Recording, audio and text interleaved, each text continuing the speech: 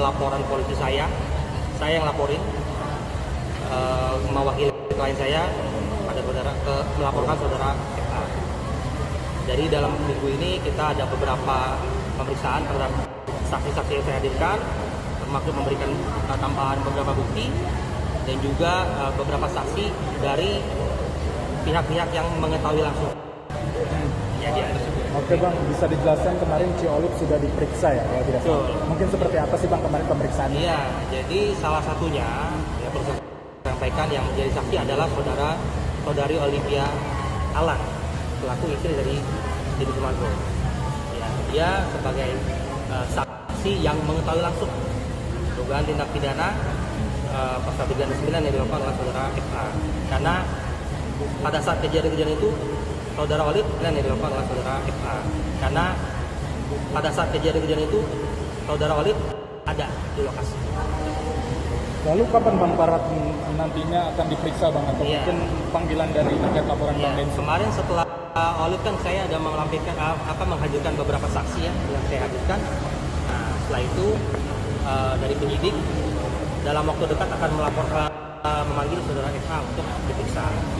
Olip sendiri kemarin berapa lama sudah menjalani pemeriksaan dan apa aja yang dipertanyakan? Iya, yang pasti ditanyakan terkait kronologis dan peristiwa yang diketahui oleh saksi. Gitu.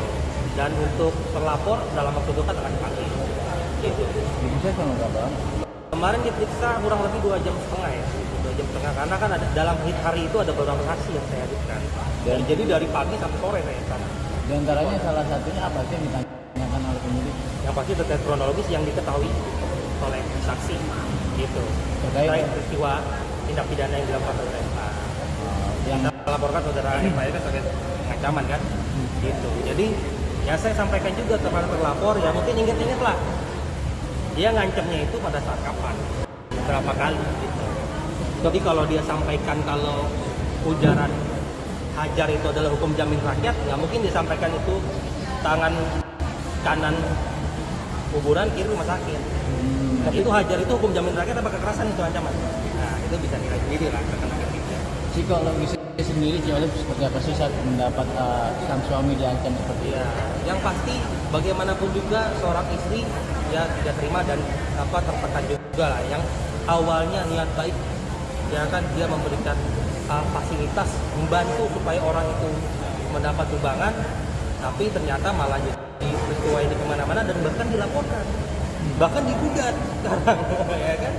Itu. Bang Farhat tapi gak takut katanya Bang? Kenapa? Gak takut soal laporan itu? Ya kita sebagai warga negara harus menghadapi lah. Itu kan dalam gestur itu ya mungkin akan menghadapi itu dengan ucapan. Dan siap dipanggil katanya? Pasti. Gitu. Ini kan kita bicara atas laporan saya ya. Gitu. Farhat sendiri juga mengatakan bahwa kemarin tindakan yang dilakukan oleh Densu seolah-olah seperti suap Bang, terkait pemberian pernyataan pemberian uang 300 juta ya. Jadi begini, kalau kita bikin, katanya mau dilaporin KPK juga ya. Kalau silaturahmi ke KPK ya nggak apa-apa. Cuma kalau dalam rangka suap, ini kan bukan ada pejabat negara atau negara yang dirugikan. Di antara mereka kan nggak ada pejabat negara cara, ya kan? Dan posisinya itu memang Densu ingin memberikan uang itu supaya Agus cepat diobati, ya kan, cepat dapat pengobatan supaya dia bisa membaiklah keadaannya gitu. Dan kalau memang ada keinginan yang disampaikan itu supaya tidak melebar kemana-mana. Namanya orang ngasih 300 juta, ya kan, intinya kan dia memberikan itu supaya persoalannya beres lah. Jangan terlalu berlarut dan kemana-mana. Ini jadi banyak pihak sekarang yang masuk ke arena ini kan. Karena beliau sampaikan kalau memang ingin memberi bantuan tanpa embel-embel. Iya. Kalau memang ada embel-embel mencabut itu berarti kan membeli LP-nya bukan niat untuk membantu Agus. Ya kalau nggak diterima juga nggak masalah sebetulnya kan. Ini kan sebagai syarat kalau memang mau diberikan, ya kita bikin kesepakatan damai dong. Ya kan kita berikan. Kan yang lain juga mau donasi ada embel-embelnya lah. Ada yang mau ngirim air keras, kasih aja. Lebih gede lagi. Gitu. Nah, Bang ini juga Farhat mengatakan bahwa sebenarnya kasus ini itu sudah hampir rampung. Dimana kalau kita mengingat beberapa waktu lalu ada momen perdamaian antara kedua belah pihak. Namun kejadian itu atau agenda itu batal terjadi karena adanya diduga intervensi dari Denny Sumargo pasca menerima telepon dari Denny Sumargo. Justru menurut saya kurang tepat kalau apa anggapan seperti itu, karena yang pada saat itu kita ini kalau bikin kesepakatan harus dari keinginan para pihak yang bikin solusi, bukan ada ancaman atau ada paksaan. Kalau memang tidak ditemukan titik temu, ya tidak bisa, kita otomatis deadlock, kita tidak bisa menemukan kata sepakat gitu. Tapi kalau yang disampaikan itu dia menyampaikan karena dia tanpa ada dia nggak mungkin kumpul duit, dia fasilitator di sini gitu. Dari dengan medianya dia bisa tanyakan rata-rata donatur itu tahunya karena media dia itu nggak kurang tepat juga kalau tidak dilibatkan gitu. Terus gimana nih Bang, perihal terkait dengan Kemensos yang ada wacana ingin mengambil alih sisa dari uang Ya, donasi Bang? apapun dari tindakan dari lembaga negara itu saya dukung, karena itu saya pikir adalah win-win solution dan cara terbaik.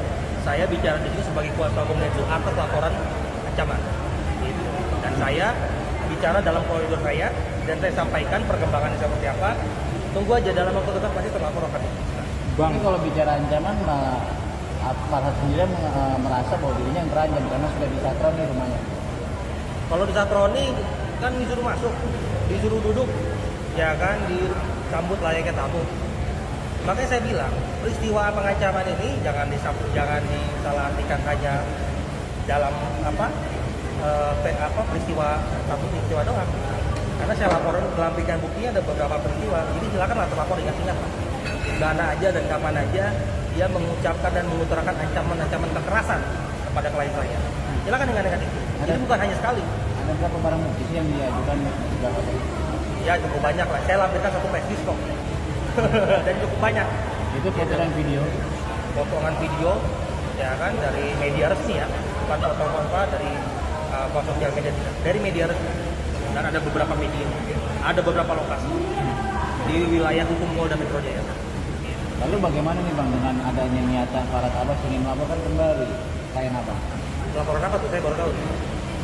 Dirinya berniat ingin melaporkan kembali Terkait tadi yang masalah pengancaman tersebut yang ajar itu lah. ya silakan aja. Itu kan hak warga negara membuat laporan polisi. Ya kan? Kalau saya yang pasti ketika membuat laporan polisi itu memang ada peristiwa pidana yang dilakukan dan merugikan klien saya. Gitu. Bang, atas laporan Densu ini, apakah Farhad bisa masuk penjara menurut Abang kira-kira atau gimana? Ya sejauh ini, ya saya yakin dengan bukti yang kita hadirkan dan saksi dan juga nanti ada ahli-ahli yang kita hadirkan, saya yakin. Nah ini kan saling melaporkan. Berapa sih Bang? Ya pasal 369 bisa dilihat Pak. Bang, ini kan saling melaporkan. Apakah Densus siap menghadapi juga laporan atas Farhad Abbas? Ya kita namanya dilaporkan itu kan hak warga negara, kita siap ada. Kita siap kooperatif. Ya kita siap buktikan bahwa kita tidak Oke, soal yang 300 itu juta katanya dibilang suap, gimana sih Bang? Jadi ya kan saya udah serahkan ya kalau berkaitan suap ini. Ini adalah upaya perundingan, upaya negosiasi. Ya kan, ketika memberikan itu ya kita pengen nanti ada win-win solution supaya tidak berlarut. Ini antar prinsipal ini. Kan nggak ada saya di sana juga. Murni Densu dan juga sama aku. Katanya Farhad mau melaporkan kembali Densu ke polisi katanya Bang. Rencananya. Ya, itu hak dia lah, dia mau laporkan siapa juga. Itu hak dia lah. Dan Densu pun menyesal katanya Bang soal 300 juta ke Agus itu katanya. Ya, jadi sekarang orang mau berbuat baik jadi mikir 2 kali ya. Kalau dia salah artikan terus-menerus. Ya kan? Gitu. Alvin Lim bergabung dengan Farhad gimana Bang? Dan siap membantu soal Agus gitulah mungkin. Saya sih sejauh ini belum tahu ya dia memang udah jadi kuasanya atau belum. Saya tidak tahu. Yang pasti kalau memang saudara Alvin Lim menjadi kuasa hukum ya itu hak dari Agus memilih pengacara dan memilih untuk dibela oleh siapa dalam perkara ini. Terakhir mungkin pesannya seperti apa? Dengan percaya dirinya Alvin Lim mengatakan bahwa Agus tidak dapat dipidana. Jika bisa berhasil dipidanakan, Ya. dia rela dipotong bukunya. Tanggapan apa besar? Ya saya karena saya bukan posisi laporan Agus ya. Ya saya belum lihat juga dari alat buktinya seperti apa. lalu nanti belum melakukan analisa terkait unsur pidananya apa saja, yang pasti saya tidak mau ikut campur karena itu. Saya di sini sebagai kuasa hukum dari Sebago atas laporan pidana saya kepada saudara FA. Gitu. Terakhir Bang, pesannya buat Parat seperti apa sih? Ya, buat siapa nih? Buat Parat. Sesama rekan sejawat ya. Ya saya sampaikan kalau memang dalam membela klien ya, upayakan cari titik temu dan Oke Bang.